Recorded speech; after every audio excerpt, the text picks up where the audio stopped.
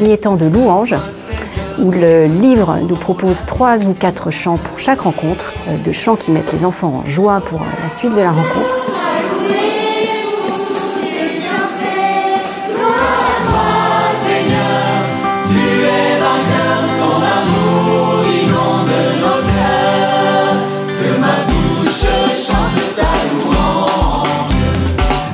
Deuxième temps d'enseignement, qui peut être fait en grand groupe, avec tous les niveaux d'enfants rassemblés.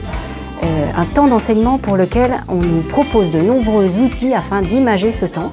On a une illustration très détaillée qui permet de dérouler son enseignement à partir des questions-réponses des enfants. L'illustratrice est vraiment top, je trouve, parce que c'est très adapté aux enfants. Les couleurs sont magnifiques et ça parle beaucoup aux enfants. Il y a toujours des petits personnages sur lesquels les enfants peuvent s'identifier en fait.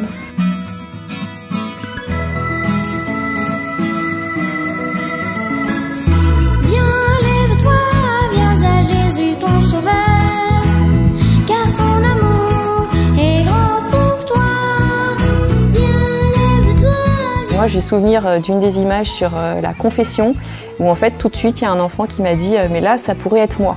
Le support enseignement est très nourrissant avec des exemples de saints, des exemples concrets et puis aussi bibliques et aussi théologiques très simples adaptés aux enfants. Puis après chaque prêtre adapte en fonction de ce qu'il est. On nous propose aussi pour plusieurs leçons des petites mises en scène à réaliser très simples.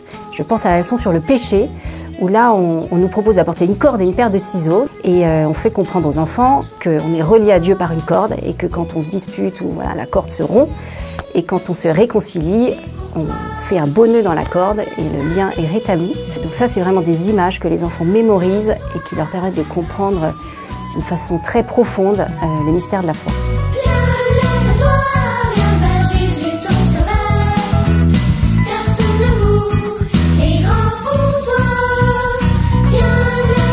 Le troisième grand temps de la rencontre, c'est le temps des activités ludiques. Elles sont très variées, adaptées aux âges différents. Il y a des idées un peu nouvelles qu'on ne trouve pas ailleurs, par exemple parler des vertus cardinales, il y a des supports après ludiques pour intégrer cela. On nous propose un large choix d'activités, des quiz, des BD avec des bulles à compléter, des activités liées à des œuvres d'art, etc., etc. On les trouve toutes sur Internet, ce qui est très pratique, on peut les imprimer à l'avance. Et puis les enfants aiment beaucoup les bricolages. Pour l'Avent, on a fait des petites crèches que les enfants rapportent chez eux. Ils peuvent comme ça prier en famille. Dans mon coin prière, il y a une petite croix, il y a une image de Marie et Jésus. Mon coin prière, je l'ai mis dans un coin de ma chambre. J'ai mis toutes les choses qu'on a faites ensemble. Il y a tout ce qui est nécessaire à avoir à la maison, un petit coin de prière. Même si les parents n'ont pas le temps de s'en occuper, l'enfant il peut tout seul organiser son petit coin.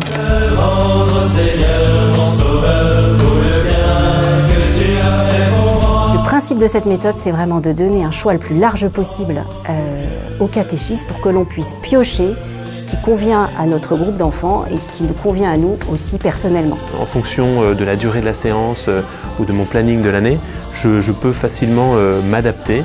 Avec cette méthode est fourni un CD de chants ainsi que les paroles. Et en fait, ces chants sont toujours en rapport avec la séance qu'on est en train de vivre. Qu'exulte tout l'univers, que soit chanté en tout lieu, la puissance de Dieu.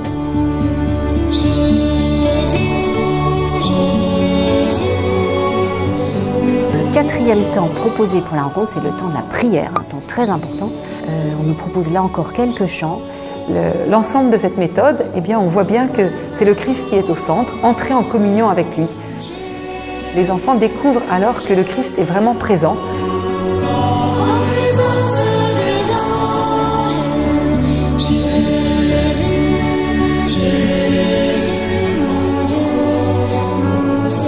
Et puis, 2 petits pas pour avancer dans la semaine. Des petits points concrets à chaque séance pour avancer aussi, qui permet après de se dire tiens, la semaine dernière, on a parlé de ça, est-ce qu'on l'a fait ou pas? Alors moi, par rapport aux petits pas, là, dans la séance qu'on vient de vivre, les enfants, ils les ont réclamés.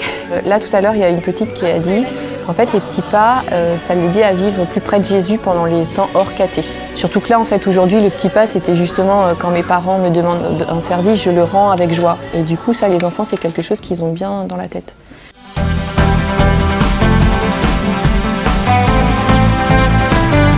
On peut dire que ce catéchisme, tout en étant très simple dans son utilisation, nourrit vraiment l'intelligence des enfants et des catéchistes eux-mêmes. Moi qui suis envoyé dans un monde rural dans la Sarthe, avec 24 clochers, je vois que ce parcours et les enseignements sont adaptés à tout type de pratiques. Les 9/10 des enfants ne sont pas soutenus, très peu soutenus par leurs parents, mais aussi ceux qui sont un peu soutenus s'y retrouvent aussi à travers ce parcours. Et ça, c'est l'originalité de ce parcours aussi. On peut l'utiliser à la fois en école, à la fois en paroisse et même en famille. Et on peut l'adapter à la fréquence des rencontres qu'on a avec les enfants. Jean-Paul II aussi disait que le but de la catéchèse, c'est de mettre quelqu'un non seulement en contact, mais en communion, en intimité avec le Christ. C'est ce qui habite le cœur de cette méthode. Toujours plus loin, tu es l'Emmanuel.